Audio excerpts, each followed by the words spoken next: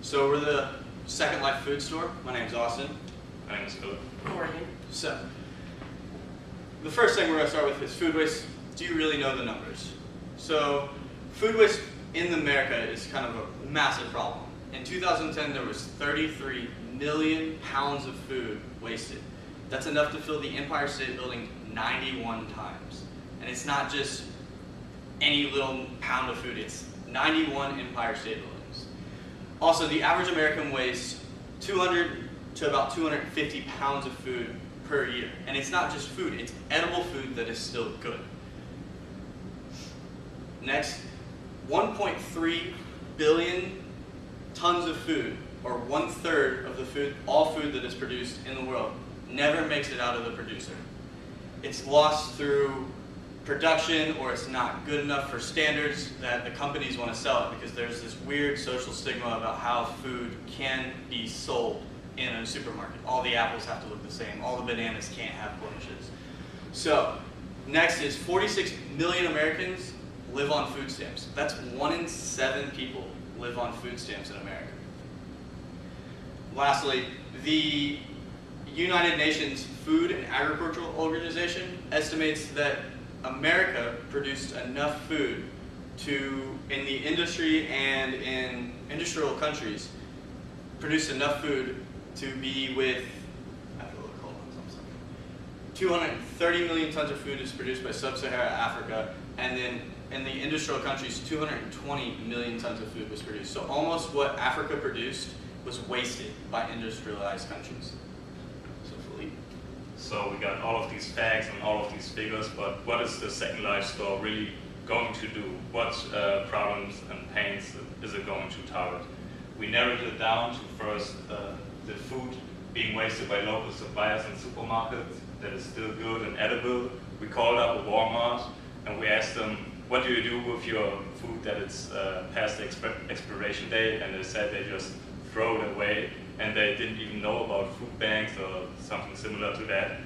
And the other problem is that local families that are above the poverty line but do not have enough income to go to major supermarkets, they are kind of they don't know what to do, because at some food banks you have to show your income statement, and if your income is too high, you don't have you can't get the food at the food banks, and otherwise you can't get it at a major supermarket because it's too expensive.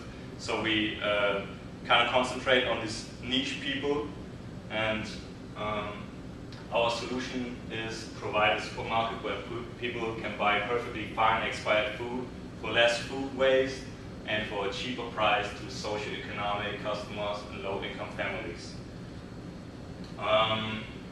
Here we can see how the expiration date is kind of a social stigma. When we just look at the chocolate syrup, it's up to 6 months good after the expiration date it says.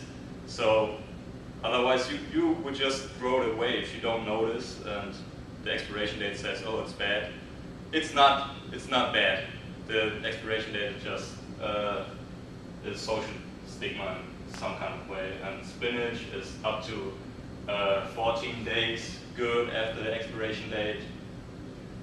And how we are going to do this with the Second Life market is we contact the suppliers like Walmart and farmers, and we get the food, we buy the food. I think it would be a good way for companies too if they show what ecological things they do with the food. They don't just waste it, and would be good for them too. Maybe it's less expensive to sell it to us than just throw it away. We check quality, put a price on it, and then we just sell it cheaper so everybody can enjoy it. All right, the industry that we're in is the supermarket retail industry. And in that industry, there's $638 billion spent a year. And 65% of that is like hometown, local grocery stores, and discount stores. All right. Oh. Like he said, we did some researching about like our competitors to see how they deal with food waste. We called it was actually the west side of Walmart, and they said, yeah, they had the dumpster out back, and the manager said she had never heard of a food bank. Yeah. And then we also called the Tri-State Food Bank to try to see what their requirements are. And when we called them, they said there's kind of two different sets of requirements they have for their customers. The first one is for the food banks that solely rely on donations for their inventory.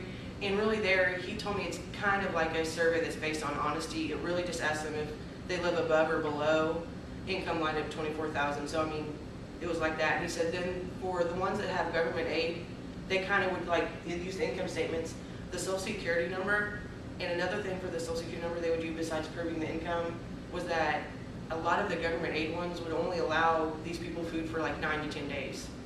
So they'd keep the Social Security number so they could check from store to store to make sure when the last time and where it was so people couldn't double dip. And like he had said, our target market really is the people who fall between, government aid and being able to shop at stores. There was no real concrete exact numbers for those people because it's kind of hard to prove who thinks they can afford it and who they can't. So we thought it'd be safer to go on with concrete numbers that we could actually prove, that from the census and the government and stuff. So our total addressable market in the U.S. for people that live on or under the poverty line is $43.1 million. Our serviceable available market in Indiana is 933,000 people. And within Evansville, our serviceable obtainable market is 36,000 people.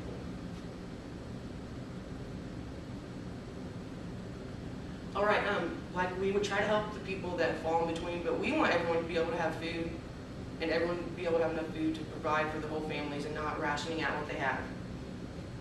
We would sell our food at lower rates that fit each individual person's income. Another thing that he said that we would buy the food from the grocery stores that they would probably normally throw away.